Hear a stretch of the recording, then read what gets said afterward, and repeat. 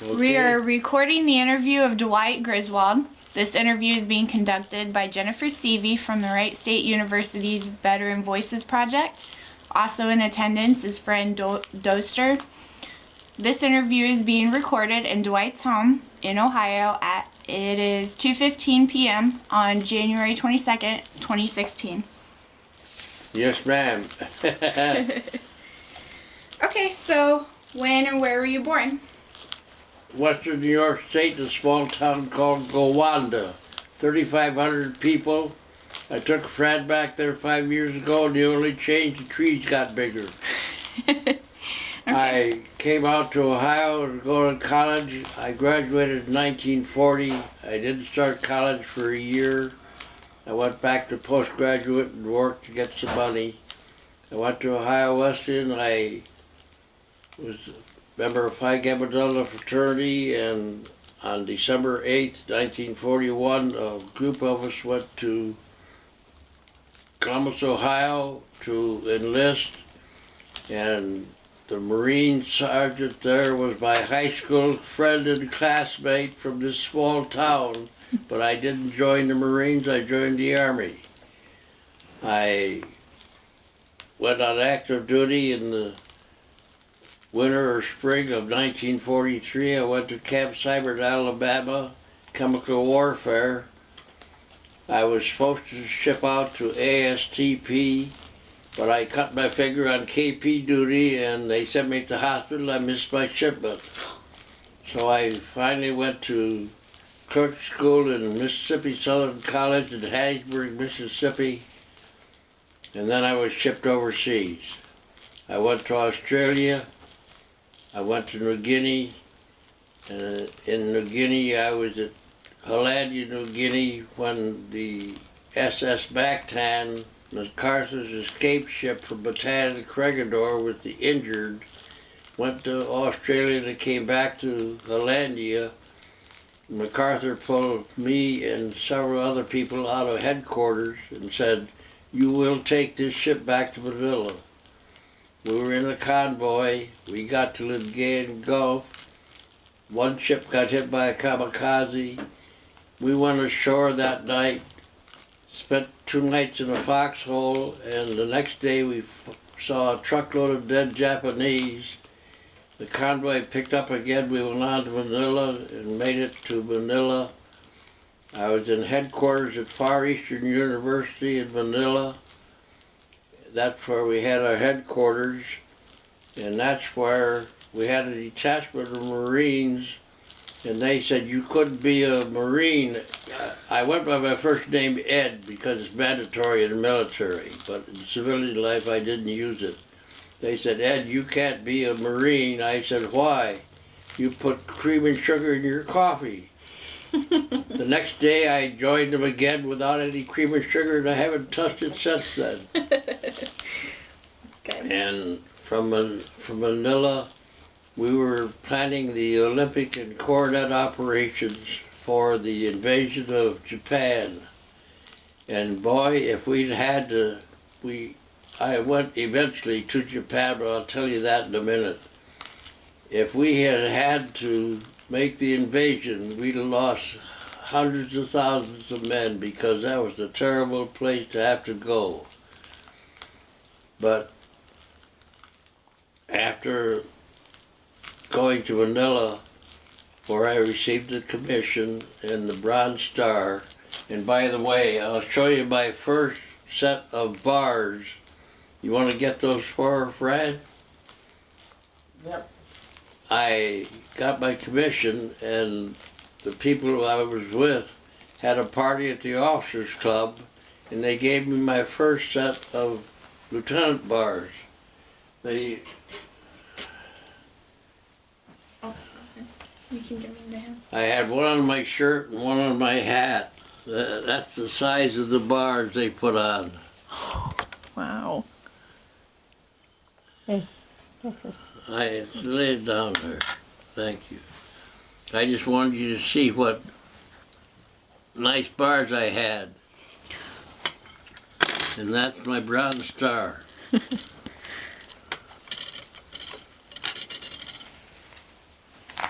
I'll get a picture of that.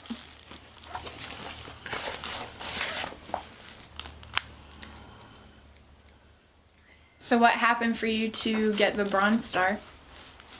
Returning MacArthur's ship to Manila. What was the ship doing? What was part of your job there? We had a Filipino crew, and all MacArthur wanted was to get his ship back to Manila because he said, I will return, and he did. Only we returned his ship. It later became a freighter up along the coast of the Philippines. From the Philippines, I went on to Tokyo, and in September 2nd or 4th, whatever the day MacArthur signed the surrender from the Japanese, they sailed out, and we sailed in single file on LSTs. We were the first group to land in Japan as occupation. I was in Japan from that September until December, and I had earned 76 points. I was eligible to come home. I was offered a permanent first lieutenant's commission to go to Washington. I said, I'll take it, but I want to go back to college first and finish. We'll send you to college. I want to go to Ohio Wesleyan where I've got 2 years in. We won't send you there. I said goodbye and came home. Okay. When I got home, I spent almost a month in the hospital in Fort Dix, New Jersey. I had fungus growing out of both sides of out of both ears from in the tropics and getting in the water and stuff. And when I came home, I got home and I missed my third Christmas. I was on the West Coast. We'd come home on the USS Intrepid. The aircraft carrier is now stationed permanently in New York on display. And I came home and got out and went back to college. What did you go for? Business administration. And I graduated in 1948. I was originally in the class of 45. I came back to Dayton and worked for Jack Davis, who had a coal, oil, and heating company. I spent 2 years there with Jack, and I took a part-time job at the Metropolitan Clothing Store at Town and Country, selling hats to get some additional income. And I eventually ended up as assistant manager of Town and Country. I left Jack and joined the Metropolitan, spent 10 years there and learned the retail business, and went to NCR where I was in the department store marketing division. I spent 20 years on the road. I worked basically the Montgomery Ward account out of Chicago. We had 13 people on that account, and now they're out of business. There I lived in Dayton, Dallas, Miami, back to Dayton, Minneapolis, out of Chicago for 7 years, Boston for a year on special assignment. In 1980 I went to Charlotte, North Carolina, and had the Belk account, big department store chain with 300 plus stores. I spent 10 years there. I retired in 1992 at age 69. Oh. I moved back to Dayton. My wife had Alzheimer's. She passed away in 2007. And I bought this place in 2005, and I've lived there ever since. Now, your turn to ask questions. Okay. So let's see here. So when you were in basic training, what was that like for you? Standard basic training, learning to use the rifle, learning to march, learning to follow orders. Did you have a good experience there? Did you like your instructors? I had a whole bunch of what we could those days call old-time Southerners who could just barely speak the English language that we knew. But I finished there, and as I said, then I went to clerk school in Mississippi Southern College. So I have not had combat experience except the little time I spent in the Lingayen Gulf campaign. Did you talk a little bit about that already? Yes, I talked about losing the ship to the kamikaze. Okay. And spending some time in the foxhole and losing 30 pounds of weight because of the food we had. There you go. That's what I was looking for. Is that when you were eating the rice all the time? We had 30 days from the time we left Land New Guinea till we got to Manila and got to a base where we had GI food.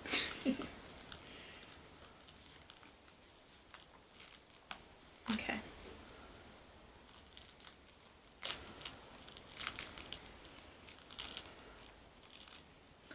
So when you were overseas, did you guys have a break at all? Any recreation time, or were you off duty? Yes, when I was in Tokyo, I had a week of time at about, I'm trying to remember the name of the resort in Tokyo where we went. It slipped my mind what the name of it was. What did you guys do? Just relaxed, and I met a French family who was an ambassador. And by the way, when I was in Manila, in Japan, I was assigned a young Indian boy from India who had been interned in Japan, and he hadn't had any contact with his family for 3 years. He wrote a letter, and I sent it to my father, and my father was given the boys, I was given the boy's address and gave it to my father, and he sent it home because the boy couldn't send anything from Japan. So that's the first contact he'd had with his family in over 3 years. He was a real nice young Indian boy.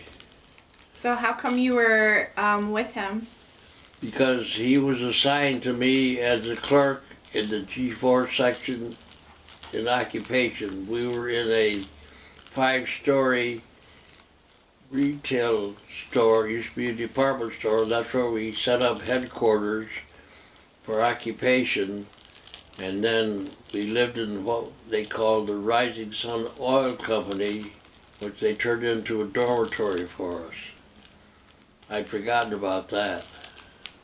What was that like? Well, the war was over and we weren't so concerned. Yes, I've been to a geisha party and all that kind of stuff. What was that like? Oh, yes. Oh, that was all Japanese ladies in kimonos. Very different type of party than we were used to as GIs. Sure.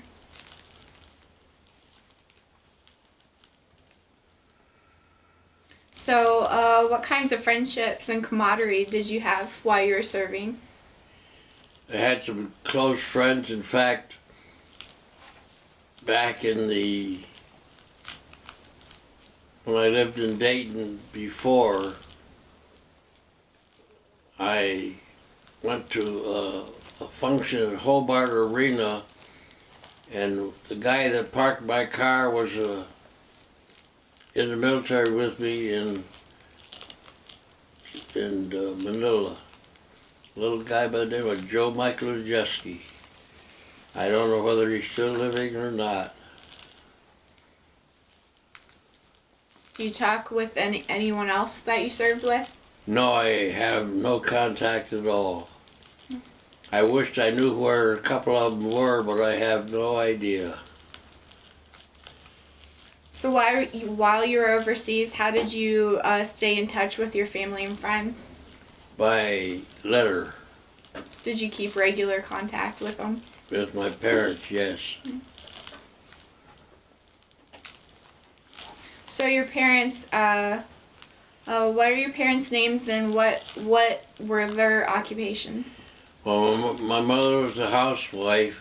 My father was manager of the New York State Electric and Gas Company in Gowanda, New York, a suburb of Buffalo.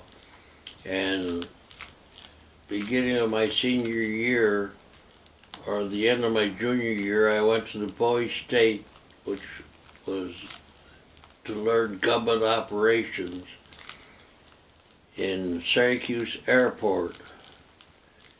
And there the Legion was allowed two people to go to the Bowie State. Well, there were 4 of us who wanted to go, so they had an examination. 3 of the guys were honor students, and I was the average student, but I was the second one in the test. So I got there, and I ended up as a state senator, which was a very good experience. Really? Very good. Tells you how the government works. Only in those days it worked. It's not a lot like today's government full of politicians and the, what do I call them? Oh, what's the term I'm trying to find, Fran? I don't know, because I'm not sure what you're talking about. I'm talking about Washington, D.C. The people who are down there trying to drum up business for their own company. I can't, the term slipped my mind. I may think of it before you leave here, and I may not. Okay. Well, what kind of experiences did you have while you were doing that then? At the Bowie State? Yes. Just learning how the government operates. Oh, okay. We had senators, congressmen, committeemen. So you worked closely with them? Yes, with our instructors, but we didn't work with the politicians.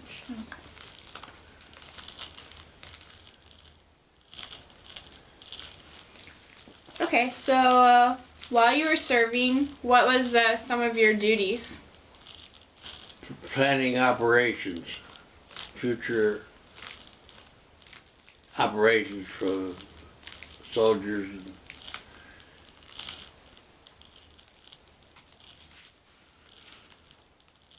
Or do you want to share a little more details?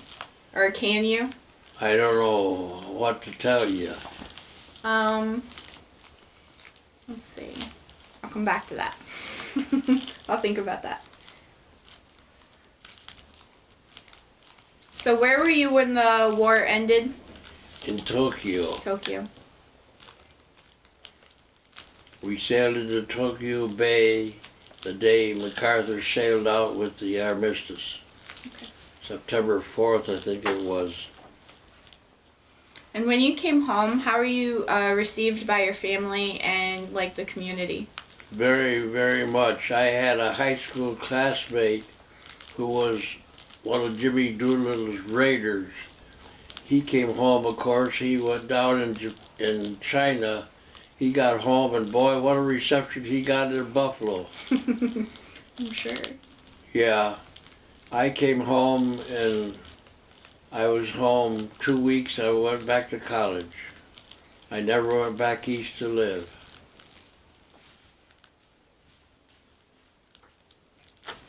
How did you readjust to civilian life? Very quickly. Yeah. As I said, as soon as I got out of college, I joined the reserves, and I was in there for 11 years, and they moved the unit from Dayton to Cincinnati, and I said, I'm not going to Cincinnati once a month for a meeting, so I resigned my commission. I had reached the grade of captain.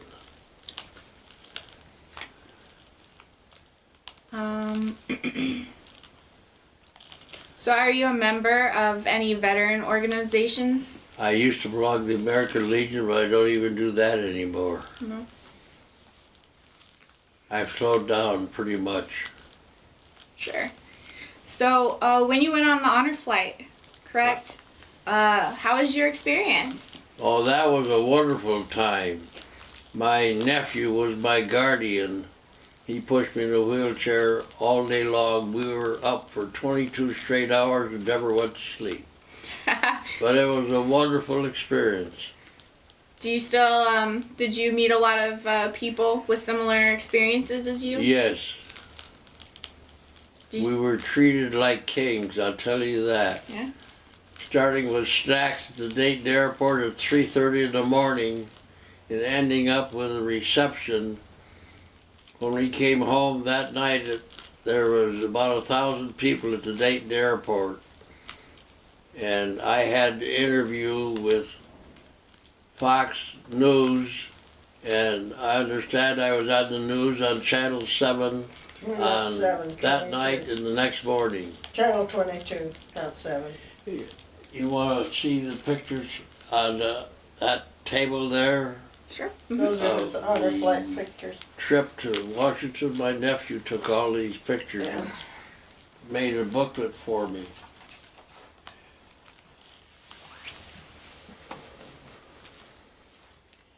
Back here, the very back, that's my son and my daughter-in-law who live in Silver Spring, Maryland, and they went down to see him while he was there. Oh, that's great. Yeah, I'll take, if you guys are okay with that, I'll take a picture of Sure. one of these and then No add problem. it to You your can- file. Is that okay? Can we get them back? I'll just use my camera right here. Oh, and take a that's picture. You can Right. take them out of there if it'd be, you'd Okay. probably get a better picture. Great. Yeah. Thank Do you. anything you want to do. I just wanted you to see it. I appreciate it. Thank you. Do you have any do you have any photos while you were serving in the military? No, ma'am. No? Okay. So overall, I got a good picture to show you when I was in college. sure. Show it Show to her, that. Fran. What are you talking about? The one the KP duty. Oh,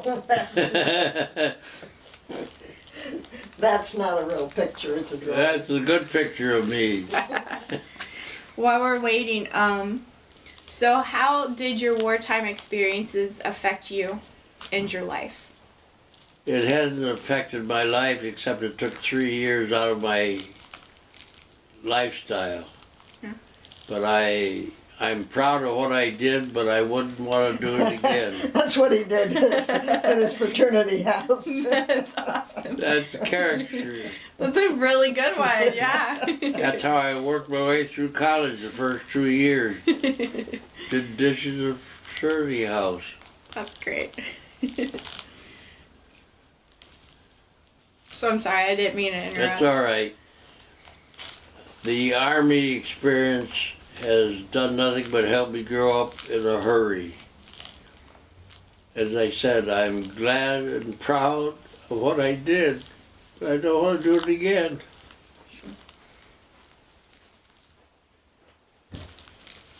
Would you go back into the Army again knowing what you know now? If I had to, yes. But I'm too old now. What they call overage and grade.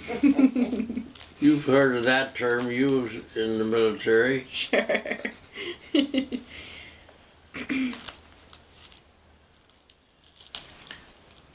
So, okay.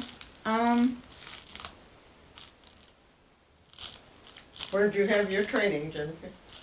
I was in South Carolina, Fort Jackson. Oh, I don't know where that is. It's a little bit outside of Columbia. Oh, okay. I had a home, a retirement home that I built in Kiwi Key, South Carolina, south of Greenville. You had it built? I had a boat, I had a sailboat. Oh, okay.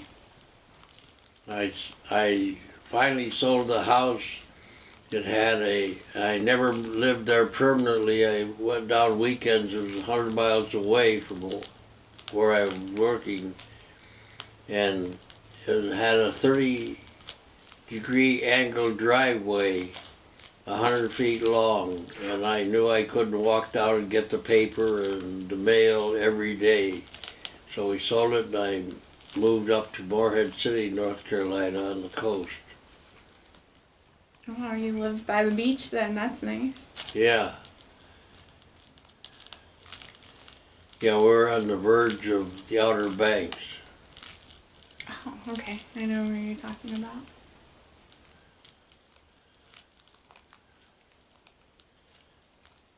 So what are your thoughts on war and the military in general? Well, I think we had an excellent military. Today it's being dwindled down, and we're not getting very good protection because of the government operation. Mm-hmm. I don't think we have a very good commander-in-chief. Sure. There's plenty of people who feel Huh? There's plenty of people who feel that way, so. I know there are. A lot of military people, too. Mm-hmm. So, is there any message you'd like to leave for future generations or anyone considering joining the military? Join it and keep your nose clean, and you can go someplace. Okay. Jennifer, I've had a wonderful life. I've had a lot of experiences. I wouldn't want to go through them again, but I wouldn't give you $1 million for the experiences I've had. I'm what you call today a happy camper. Fred helps me with my everyday meals and keeping the house and all that, and I'm very fortunate. And we're active members of the senior center. It used to be Heather Green in Centerville. We're now part of the Washington Township Rec Center. Oh, okay. Like they call it the Enrichment Center at Rec West. What do you guys do there? Well, I'm a volunteer. And She's been a volunteer with I the work senior the front center for desk. 18 years. Oh, wow. I work the front desk 2 half days a week. We play cards on Wednesday, and I sing in the choir and play hand chimes there. Oh, So okay. we're there 4 days a week. Yeah. Well, what do you do while she's singing in choir and working the front desk? With people, drink coffee and eat snacks if they have them. He plays cards. That's the one thing he can Yeah. do over there. Yeah. And we also are members of the Christ United Methodist Church Oh. up in Kettering. I sing in the choir there and knit prayer shawls. Oh, that's cool. Okay. Now, do you have any children? I have 3 children who were taken away from me by my wife after a divorce back in 1959. Do you speak with any of them? I got together with my son and 1 daughter when their mother died 3 years ago. They came to see me once, and I haven't had any contact with them since. And then he has a stepson. I have a stepson who served in the Army during the Korean War. He didn't go overseas, and one day we were sitting at the table having lunch, and he and I got into an argument of the difference of the military when I was in and when he was in. His mother said, "That's enough of that." That's funny. He But I stays in see touch him with them. every He's a- Saturday. He comes over every Saturday and does anything that we need to have problems with or anything like that. So we get along fine with him. That's good. So he was in the Korean War then? Huh? He was in the Korean War? During the Korean War, yes, he was in Yeah, Fort but he Lewis, wasn't- Washington. Never overseas. Oh, okay. It's still that era. But he did his tour duty. Okay. Now, did you say you had, do you have any siblings? Just the 3 children. Oh, Oh, my he had sister. one I had a sister. sister. She She's- passed away in 1980, Or, No. It was about 5 years ago. Yeah, yeah. She was living down in North Carolina. She died down there. Was she in the military at No, all? ma'am. No. Do you have any other family members who's been in the military? No, ma'am. My father was not in the service for World War One. Well, is there anything else you'd like to add or any other experiences you want to share? Not that I know of. I had a very successful career with NCR, selling to department stores for 32 years. As I said, Jennifer, I've had a wonderful life, and it's ending up very well. Fred and she sings in the choir at Heathergreen. She said, and one day we were having lunch, we had a long table with 8 people. She and a choir member sat down here, and I was up to head of the table. Nobody introduced me. So I walked up to the desk where I knew she was going to work that afternoon. I said, "Are you married?" She said, "No." I said, "Go to dinner tomorrow night?" She said, "For a free meal, yes." I didn't say that. That was October 16th, 2008. He likes to tell that story, but it's not quite as bad as it sounds. Then we had a retired preacher come here. I had my stepson and his wife, and she had her son and his wife. We had a partnership ceremony. We wear rings on her right hand. Oh, okay, that's nice. And she has life occupancy of the condo if something happens to me. But we're also looking to the day when we may have to move into assisted living. I have 4 children, one of whom lives in Silver Spring, Maryland, so I'm not sure what he's doing today. Yeah. She has one in Silver Spring, Maryland, one in Phoenix, one in Knoxville, and one in Kansas City. So they're all spread about. Yeah. And We've I've been to got all of their houses. 7 grandchildren and 2 great-granddaughters. Oh, so how old are your grandchildren?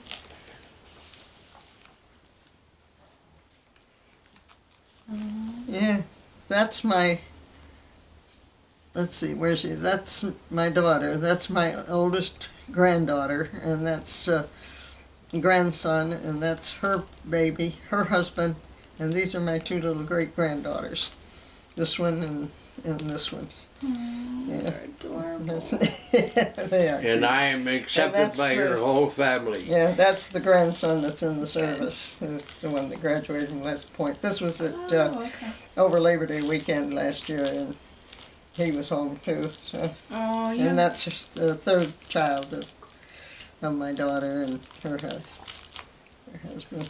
Beautiful family. Yeah, it is. Yeah, I'm very blessed. yeah.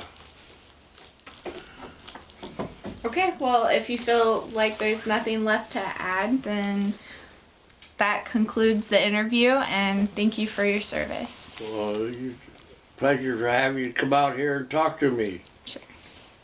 Do you write anything up?